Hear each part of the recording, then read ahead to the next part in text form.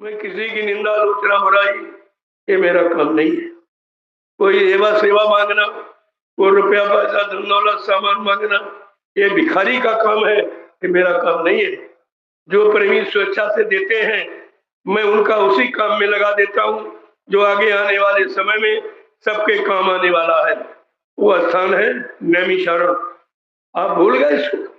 जो पुराने प्रेमी बैठे होंगे उनको याद होगा कि बाबा जी ने जब 1997 में गुरु पूर्णिमा का कार्यक्रम नैमिषारण्य में किया था, 10 जुलाई से 23 जुलाई तक 13 दिवसीय। आखिरी दिन क्या कहा था कि बच्चा ये नैमिषारण्य 88,000 ऋषियों की तपोभूमि है, यहीं से सतयुग के अंकुरन निकलेंगे। उस स्थान का न मथुरा में कहा, न उज्जैन में कहा, न काशी में कहा, न बनारस में कहा, कहीं केवल इशारा है नैमिषारण्य का। लेकिन आप गुरु के बच्चों को भूल गए हो, तभी शंका संदेह में चले गए हो। बाबा जी ने कितनी बार आपको सत्संग के दौरान समझाया कि बच्चा मेरे बच्चों को बहुत संभाल के रखना। जैसे लोग रुपए पैसे सोने चांदी हीरे जवाहरात को गांठ में बांध के रखते हैं, अगर मेरे बच्चों को तुमने कहीं भुला दिया तो मेरी दुआ दया के भंडार से तुम करोड़ों को पीछे चले जाओगे। आज हमारा आपका यही हाल, हमारा परिवार टूट गया, बिछड़ गया। आज परिवार कितने भागों में बटा हुआ है इसको देखिए। लेकिन मैं ऐसा नहीं मानता, अगर जय गुरुदेव प्रभु का नाम लेने वाला है वो मेरे गुरु परिवार का, मेरा उसमें कोई किसी तरह का मतभेद नहीं है। लेकिन अब जब काम को आप छोड़ दोगे, गुरु को छोड़ दोगे, गुरु की महिमा भूल जाओगे, गुरु की गौरव गरिमा भूल जाओगे, तब आप सांसारिक रिश्तों में फंस जाएंगे। आप फिर आपका निकलना बड़ा मुश्किल हो जाएगा। इसलिए मैं आपसे कुछ पूछने आया हूँ। आप परिवारदार बाल बच्चे वाले हो, सत्य बोलना, सत्य बोलना। आप आप लोग मथुरा जाते थे, बोलो, मथुरा जाते थे तो गुरु का दर्शन करने जाते कि चेलों का? जोर से बोलो। आप मथुरा जाते थे, गुरु का दर्शन करने जाते थे कि चेलों का दर्शन करने जाते थे? आप मथुरा जाते थे, गुरु की सुनने गए थे कि चेलों की सुनने गए थे? आप मथुरा जाते थे, गुरु को यानी देखने गए थे कि चेलों को देखने गए थे? आप मथुरा जाते थे, गुरु भक्ति करने गए थे कि चेला भक्ति करने गए थे? आज तुम सब चेला भक्ति कर, सब पे सब चेला भक्ति। ये भूल गए चेला पार करेगा कि गुरु पार करेगा? इतना भी नहीं ज्ञान। गोस्वामी महाराज ने क्या लिखा रामचरित मानस में कि गुरु बिन भवनिधि तरह न कोई, और जो बिरंची शंकर समूहोई। कहा कि ब्रह्मा विष्णु महादेव के समान कोई धनवान बलवान बुद्धिमान कीर्तिमान क्यों न बन जाए, लेकिन ये भवसागर बगैर समय के सदगुरु के कोई पार नहीं कर सकता। इतनी बड़ी बात, आप उसको भी भूल गए। वो भी आपकी समझ में नहीं आया कि हमें क्या करना चाहिए, किस लिए हम गुरु के पास गए, क्या गुरु से सीखने गए, क्या गुरु से लेने गए, क्या गुरु की सुनने गए, क्या गुरु की मानने गए थे? इतनी तो जानकारी आपको लेनी चाहिए।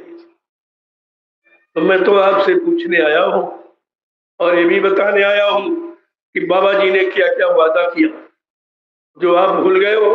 मैं सारे वादों की जानकारी दूंगा आपको। बाबा जी ने क्या कहा, बड़े ध्यान से सुनिए आप, कि मैं परिवर्तन करने आया हूँ, परिवर्तन करके ही जाऊंगा। कोई माई का लाल हमें इस परिवर्तन से न रोक सकता है, न मेरा काम कोई कर सकता है। क्या ये छोटी बात है? क्या गुरु का एक छोटा वादा है? लेकिन आप तो भूल गए हो, आप सब भूल गए हो। आपको एक वचन भी नहीं मालूम कि 10 जुलाई 1952 से 2012 बाबा जी ने आपको मथुरा में क्या सुनाया। जगह जगह बड़े बड़े कार्यक्रम करके हिंदुस्तान में आपको क्या क्या सुनाया, क्या सिखाया, क्या पढ़ाया और क्या कराया, आप सब भूल चुके हो। मैं केवल उन्हीं वचनों की याद कराने आया हूं और मैं कुछ कहने नहीं आया हूँ, न मेरा कोई विषय है। मैं केवल गुरु के वचनों की याद कराता हूँ और 28 मई 2012 से लगातार पूरे हिंदुस्तान में घूमकर गुरु के वचनों की याद गुरु प्रेमियों के कान तक पहुंचाता हूँ। बस मेरा केवल इतना, जब वचनों को सुन लोगे, समझ लोगे, तो आपकी समझ में आ जाएगा सच्चाई क्या है, हकीकत क्या है, झूठ क्या है, सत्य क्या है, ये सब समझ में आ जाएगा। लेकिन जब तक सुनोगे नहीं, आपकी समझ में कुछ नहीं आएगा। जब तुम मथुरा में 10 जुलाई 1952 से 2012 60 वर्ष बाबा जी ने आपको सुनाया, समझाया, तब आपकी समझ में कुछ नहीं आया, तो ये चंद यानी मिनटों में हमारा संदेश आप क्या समझ, कैसे समझ लो। लेकिन हमारा फर्ज है अपने गुरु परिवार को इकट्ठा करना। मीडिया पत्रकार कई बार हमसे पूछा कि आपका क्या उद्देश्य है? हमने कहा मेरा उद्देश्य, जो मेरा परिवार बिखर गया, मैं अपने परिवार को इकट्ठा कर रहा हूँ और मेरा कोई काम और कोई काम नहीं, क्योंकि हमारा परिवार 45 करोड़ था। बाबा जी ने क्या कहा था, बच्चा मैंने इतना जन जागरण कर दिया, इतना जन समर्थन मैंने तैयार कर दिया जो विश्व में किसी के पास नहीं। और 1971 में कहा कि मैंने बड़ी मेहनत परिश्रम और संघर्ष में ये यानी ये बगीचा बनाया है। तुम्हारा सबका परम कर्तव्य है हमें इस आध्यात्मिक बगीचे का एक भी पेड़ न हटने देना, न कटने देना, न सूखने देना। क्या आपने गुरु आदेश माना है? मैं सबसे पूछ रहा हूँ, ये गुरु का आदेश आपने माना? एक जीव आपने खड़ा नहीं किया, अपने स्वार्थ लोभ लालच में आकर करोड़ों जीवों को आपने गुरु की शरण से अलग कर दिया। इससे बड़ा अपराध कोई नहीं हो सकता, ये सबसे बड़ा अपराध। बाबा जी ने कहा मेरे आध्यात्मिक संदेश को अगर तुमने 2-4 प्रेमियों को सुनाकर और उनको खड़ा कर दिया तो बच्चा 1 लाख यज्ञों के समान फल मिलेगा। क्या इन लोगों ने ये काम किया है? इन्होंने तो करोड़ों जीवों को गुरु की शरण से हटा दिया है, गुरु भक्ति से दूर कर दिया। अरे गुरु भक्ति काम करेगी कि चेला भक्ति काम करेगी, इतना भी ध्यान आपके अंदर नहीं। मैं गुरु के वचनों की याद कराने आया हूं, मेरा और कोई काम नहीं। और अपने परिवार को इकट्ठा किया। हमारा 45 करोड़ का परिवार है। बड़ा अफसोस है कि आज बिखर गया।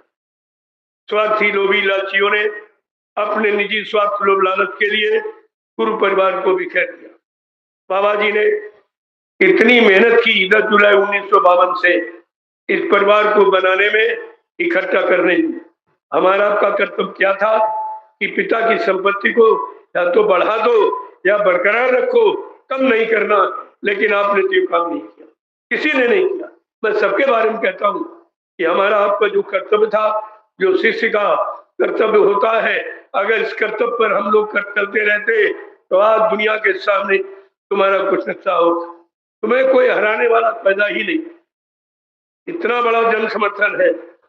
जैसे परिवार बिखर जाता, परिवार की शक्ति कमजोर हो जाती, ठीक उसी तरह आज पूरी परिवार बिखर गया, शक्ति कमजोर हो गई और सब तुमको धमकाते और डराते हैं, सब तुम्हारी जमीन छीनते हैं, अन्याय करते हैं, असुरक्षा करते हैं, लेकिन आप कुछ बोल नहीं सकते।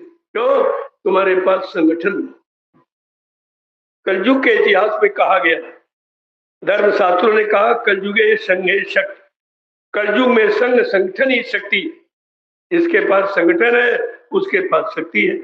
इसके पास शक्ति है, उसके पास सब कुछ। तो आपका तो इतना बड़ा परिवार है। अरे अपने परिवार को छोड़कर तुम्हें कहीं जाना नहीं चाहिए था। अपने परिवार को संगठित रखना था। अगर आज हमारा गुरु परिवार संगठित होता तो हिंदुस्तान का विश्व में आपसे कोई टकरा नहीं सकता। लेकिन जो गलती हमने आपने की है, उसी का खामियाजा आज सब प्रेमियों को भोगना पड़ा।